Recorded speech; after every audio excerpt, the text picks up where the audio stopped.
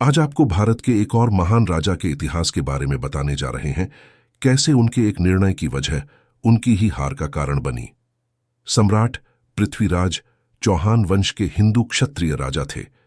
उत्तर भारत में 12वीं सदी के उत्तरार्ध में उन्होंने अजमेर और दिल्ली पर राज किया था। सम्राट पृथ्वीराज चौहान का जन्म साल 1166 में अजमेर के राजा सोमेश्वर चौहान के घर हुआ था। गुजरात में जन्मे सम्राट पृथ्वीराज चौहान बचपन से ही प्रतिभा दिखाई देती थी।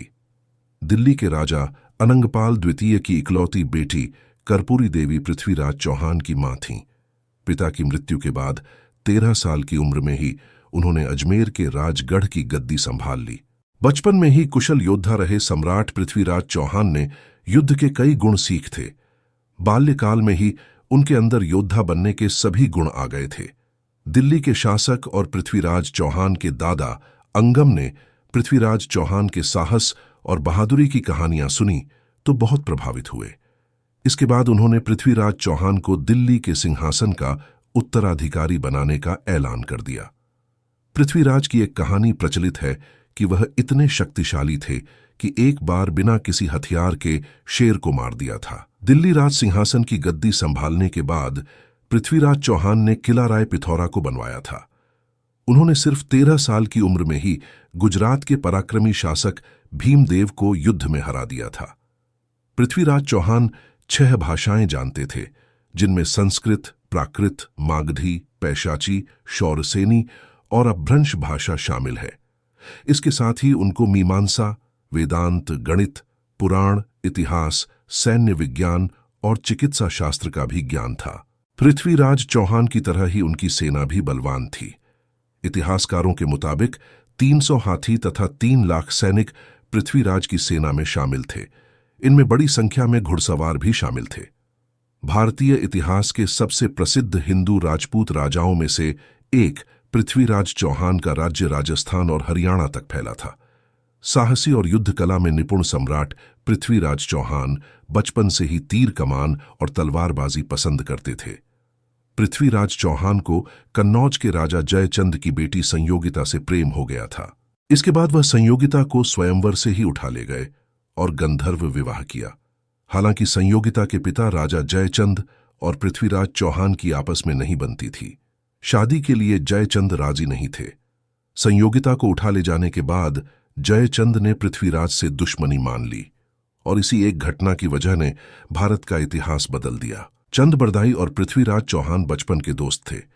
इसके बाद चंद बरदाई एक कवि और लेखक बने थे। उन्होंने महाकाव्य पृथ्वीराज रासो लिखा है। प्रथम युद्ध में सन 1151 में मुस्लिम शासक सुल्तान मोहम्मद शहाबुद्दीन गौरी ने पृथ्वीराज चौहान को कई बार हराना चाहा, लेकिन उसको सफलता नहीं मिली। पृथ्वीराज चौहान ने युद्ध में मोहम्मद गौरी को 17 बार हराया। इसके अलावा वह इतने दरियादिली थे कि मोहम्मद गौरी को कई बार माफ कर दिया और छोड़ दिया। 18वीं बार मोहम्मद गौरी ने जयचंद की मदद ली और युद्ध में पृथ्वीराज चौहान को हरा दिया। इसके बाद उन्हें बंदी बना लिया और अपने साथ लेकर चला गया।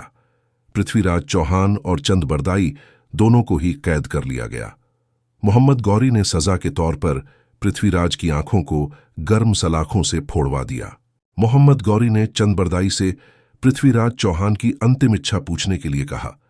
क्योंकि चंद बरदाई और पृथ्वीराज आपस में मित्र थे, पृथ्वीराज चौहान शब्दभेदी बाण चलाने में माहिर थे। मोहम्मद गौरी को इस बात की जानकारी दी गई, जिसके बाद उसने कला प्रदर्शन के लिए इजाजत दे दी। पृथ्वीराज चौहान को जहां पर अपनी कला का प्रदर्शन करना था, वहां पर मोहम्मद गौरी भी मौजूद था। पृथ्वीराज चौहान ने चंद बरदाई के साथ मिलकर मोहम्मद गौरी को मारने की योजना पहले ही बना ली थी।